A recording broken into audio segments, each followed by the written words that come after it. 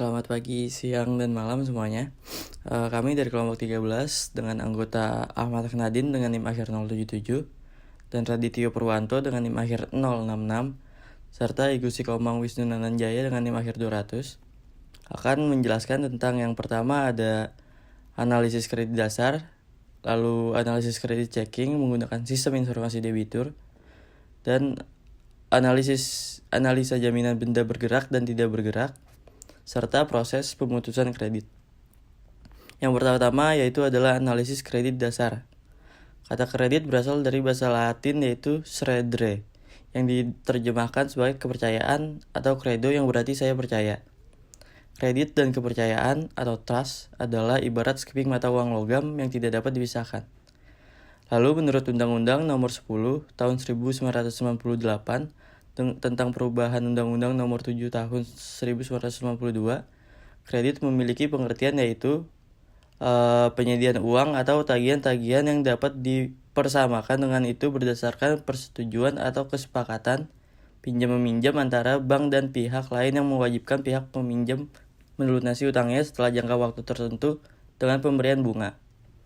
Sebelum suatu fasilitas kredit diberikan, bank harus merasa yakin bahwa kredit yang diberikan akan kembali. Keyakinan tersebut diperoleh dari hasil penilaian kredit sebelum kredit tersebut disalurkan.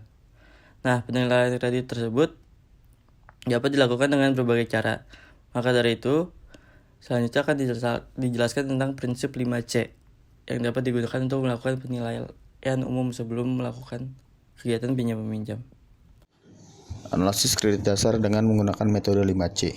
Sebelum suatu fasilitas kredit diberikan, bank harus merasa yakin bahwa kredit yang diberikan akan kembali. Keyakinan tersebut diperoleh dari hasil penilaian kredit sebelum kredit tersebut disalurkan. Maka dari itu, prinsip 5C dapat digunakan untuk melakukan penilaian umum sebelum pemberian kredit dilakukan.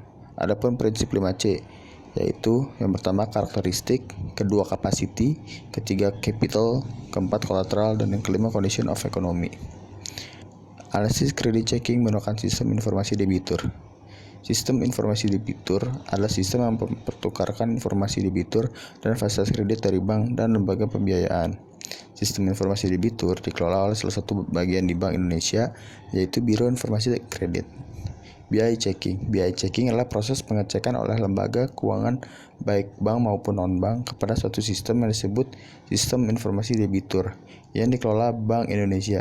Sedangkan informasi debitur individual merupakan output dari sistem informasi debitur. Debitur berdasarkan Undang-Undang Nomor 10 Tahun 1998 tentang perbankan, debitur adalah nasabah yang memperoleh fasilitas kredit atau pembiayaan berdasarkan prinsip syariah atau yang dipersamakan dengan itu berdasarkan perjanjian bank dengan nasabah yang bersangkutan. Fungsi sistem informasi debitur atau BI checking. Untuk lembaga keuangan, fungsinya sistem informasi debitur yang diperoleh diharapkan dapat dimanfaatkan untuk mengetahui calon debitur sedang menerima fasilitas penyediaan dana dari lembaga lain atau tidak. Untuk membantu lembaga keuangan dalam mempermudah analisa untuk pemberian kredit atau pembiayaan, untuk mengetahui karakter dan riwayat kredit pemohon kredit pada bank yang bersangkutan. Bagi calon debitur, sebagai dokumentasi pribadi yang dapat dipergunakan apabila diperlukan, untuk mengetahui ada atau tidaknya masalah BI checking sebelum mengajukan pinjaman, untuk mengetahui bank di mana saja yang ada masalah dalam BI checking, untuk mengetahui outstanding terakhir apabila tersangkut dengan kredit macet, kemudian untuk lebih memastikan apakah bank sudah mengupdate laporan ke Bank Indonesia apabila sudah melunasi kredit macet. Untuk presentasinya akan dilanjutkan oleh teman saya. Selanjutnya saya akan menjelaskan tentang analisa jaminan benda bergerak dan tidak bergerak. Nah, jadi berdasarkan pasal 504 KUH, benda dibedakan menjadi dua, yaitu benda bergerak dan tidak bergerak. Nah, Profesor Subekti SH dalam bukunya yang berjudul Pokok-pokok Hukum Perdata, suatu benda dapat tergolong dalam golongan benda yang tidak bergerak, yaitu pertama karena sifatnya, kemudian kedua karena tujuan pemakaiannya, dan ketiga karena memang demikian ditentukan oleh undang-undang. Nah, Subjekti juga menjelaskan adapun benda yang tidak bergerak karena sifatnya seperti tanah, termasuk segala sesuatu yang secara langsung dan tidak langsung. Jadi misalnya sebidang pekarangan rumah beserta dengan apa yang terdapat dalam tanah itu dan segala apa yang dibangun di situ secara tetap dan yang ditanam di situ terhitung buah-buahan yang tertanam yang belum diambil. Tidak bergerak karena tujuan pemakaiannya ialah segala apa yang meskipun tidak secara sungguh-sungguh digabungkan dengan tanah atau bangunan, dimaksudkan untuk mengikuti tanah atau bangunan itu untuk waktu yang agak lama, seperti mesin-mesin dalam satu pabrik. Pada sisi lain, menurut Subekti, suatu benda dihitung termasuk golongan benda yang tergerak karena sifatnya atau karena ditentukan oleh undang-undang. Suatu benda yang bergerak karena sifatnya ialah benda yang tidak tergabung dengan tanah atau dimaksudkan untuk mengikuti tanah atau bangunan. Jadi misalnya barang-barang perabot rumah tangga. Tergolong benda yang bergerak karena penetapan undang-undang seperti surat-surat sero dari suatu perseroan perdagangan, kemudian surat-surat obligasi negara, dan sebagainya. Ada beberapa jenis jaminan kebendaan yang diakui oleh hukum di Indonesia. Di antaranya yang pertama yaitu gadai. Gadai adalah suatu hak yang diperoleh seorang berpiutang atas suatu benda bergerak yang diserahkan kepadanya oleh seorang berutang atau oleh seorang lain atas namanya dan memberikan kekuasaan kepada si berpiutang itu untuk mengambil pelunasan dari barang tersebut didahulukan daripada orang-orang yang berpiutang lainnya. Dengan kecualian biaya untuk melelang barang tersebut dan biaya yang telah dikeluarkan untuk menyelamatkannya setelah barang itu digadaikan.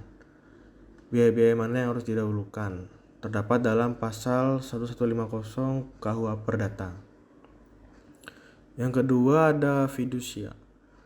Fidusia ini dapat diartikan dalam pasal 1 angka 1 Undang-Undang 42 tahun 1999 yaitu pengalihan hak kepemilikan suatu benda atas dasar kepercayaan dengan ketentuan bahwa benda yang hak kepemilikannya dialihkan tersebut tetap dalam penguasaan pemilik benda. Nah, objek fidusia ini yaitu benda bergerak baik yang berwujud maupun yang tidak berwujud dan benda tidak bergerak, khususnya bangunan yang tidak dapat dibebani hak tanggungan sebagaimana dimaksud dalam Undang-Undang Nomor 4 Tahun 96 tentang hak tanggungan. Apabila debitor atau pemberi fidusia ini cedera janji, maka terhadap benda yang menjadi jaminan dapat dilakukan cara-cara sebagai berikut. Yaitu yang pertama, pelaksanaan titel eksekutorial, yaitu hak penerima fidusia untuk menjual benda yang menjadi objek jaminan fidusia atas kekuasaannya sendiri.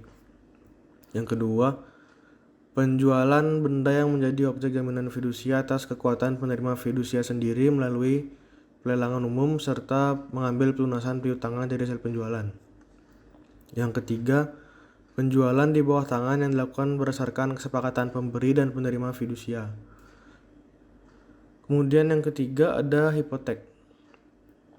Diatur dalam pasal 162 sampai dengan pasal 1232 KUH Perdata serta Undang-Undang Nomor 17 Tahun 2008. Hipotek adalah suatu hak kebendaan atas benda-benda tak bergerak untuk mengambil penggantian daripadanya bagi pelunasan suatu perikatan. Dalam hipotek yang menjadi objek adalah kapal dengan isi 20 meter kubik. Kemudian ada hak tanggungan. Hak tanggungan yaitu hak jaminan yang dibebankan pada hak atas tanah sebagaimana dimaksud dalam Undang-Undang Nomor 5 Tahun 1960 tentang Peraturan Dasar Pokok-pokok Agraria. Berikut atau tidak berikut benda-benda lain yang merupakan satu kesatuan dengan tanah itu untuk pelunasan hutang tertentu yang memberikan kedudukan yang diutamakan kepada kreditor tertentu terhadap kreditur-kreditur lain. Hak tanggungan dapat dibebankan pada hak atas tanah berikut bangunan, tanaman, dan hasil karya yang telah ada atau akan ada yang merupakan satu kesatuan dengan tanah tersebut dan yang merupakan milik pemegang hak atas tanah yang pembebanannya dengan tegas dinyatakan dalam akte pemberian hak tanggungan yang bersangkutan. Selanjutnya, saya akan menjelaskan tentang proses pemutusan kredit. Menurut Kashmir, secara umum prosedur pemberian kredit oleh badan hukum ialah sebagai berikut. Yang pertama, pengajuan proposal. Proposal kredit harus dilampiri dengan dokumen-dokumen lainnya yang dipersyaratkan. Yang perlu diperhatikan dalam setiap pengajuan proposal suatu kredit, hendaknya yang berisi keterangan tentang riwayat perusahaan, kemudian tujuan pengambilan kredit, besarnya kredit dan jangka waktu, kemudian cara pemohon mengembalikan kredit, dan jaminan kredit. Yang kedua, penyelidikan berkas pinjaman. Dalam penyelidikan berkas, hal-hal yang perlu diperhatikan adalah membuktikan kebenaran dan keaslian dari berkas-berkas yang ada. Kemudian jika asli dan benar, maka pihak bank mencoba mengkalkulasikan apakah jumlah kredit yang diminta memang relevan dan kemampuan nasabah untuk membayar. Kemudian yang ketiga, penilaian kelayakan kredit. Dalam penilaian kelayakan suatu kredit dapat dilakukan dengan menggunakan 5C. Namun untuk kredit yang lebih besar jumlahnya perlu dilakukan metode penilaian dengan studi kelayakan dengan mempertimbangkan aspek hukum, aspek pasar dan pemasaran, aspek keuangan, aspek teknis atau operasi, aspek manajemen, aspek ekonomi sosial, dan aspek AMDAL. Yang keempat, wawancara pertama. Tahap ini merupakan penyelidikan kepada calon peminjam dengan cara berhadapan langsung dengan calon peminjam. Tujuannya itu untuk mendapatkan keyakinan apakah berkas-berkas tersebut sesuai dan lengkap sesuai yang bank inginkan. Kemudian yang kelima, ada peninjauan ke lokasi. Setelah memperoleh keyakinan atas keabsahan dokumen dari hasil penyelidikan dan wawancara, maka langkah selanjutnya adalah melakukan peninjauan ke lokasi yang menjadi objek kredit. Kemudian hasil-hasil itu dicocokkan dengan hasil wawancara pertama. Tujuan peninjauan ini adalah untuk memastikan bahwa objek yang akan dibiayai benar-benar ada dan sesuai dengan apa yang tertulis dalam proposal. Yang keenam, wawancara kedua. Wawancara kedua ini merupakan kegiatan perbaikan berkas, jika mungkin ada kekurangan-kekurangan pada saat setelah dilakukan on the spot di lapangan. Kemudian, keputusan kredit. Yang ketujuh, keputusan kredit ini untuk menentukan apakah kredit layak untuk diberikan atau ditolak. Jika layak, maka dipersiapkan administrasinya. Biasanya keputusan kredit akan mencakup akad kredit yang akan ditandatangani, kemudian jumlah uang yang diterima, dan biaya-biaya yang harus dibayar. Keputusan kredit biasanya untuk jumlah tertentu merupakan keputusan tim. Begitu pula bagi kredit yang ditolak, maka hendaknya dikirim surat penolakan resmi dengan alasannya masing-masing. Yang kedelapan, penandatanganan akad kredit atau perjanjian lainnya. Sebelum kredit dicairkan, maka terlebih dahulu calon nasabah menandatangani akad kredit. Kemudian mengikat jaminan kredit dengan hipotek atau surat perjanjian yang dianggap perlu. Penandatanganan ini dilaksanakan antara bank dengan debitur secara langsung atau melalui notaris. Kemudian prosedur yang terakhir yaitu realisasi kredit. Ini diberikan setelah penandatanganan surat-surat yang diperlukan dengan membuka rekening giro atau tabungan di bank yang bersangkutan. Dengan demikian, penarikan dana kredit dapat dilakukan melalui rekening yang telah dibuka. Nah, setelah semua ini, bank secara berkala juga harus melakukan evaluasi terhadap daftar kredit atau pembiayaan dalam pengawasan khusus serta hasil penyelesaiannya.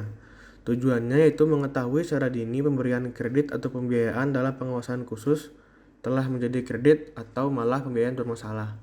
Yang pertama, dibuatkan STK atau Satuan Tugas Khusus mengusulkan cara penyelesaian kredit atau pembiayaan yang sudah tidak dapat ditagih kepada direksi.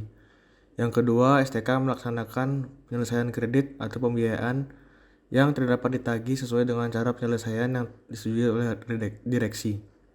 Dan yang terakhir, daftar kredit atau pembiayaan yang tidak dapat ditagih serta cara penyelesaiannya harus segera dilaporkan secara tertulis kepada OJK dengan tembusan kepada Dewan Komisaris Bank.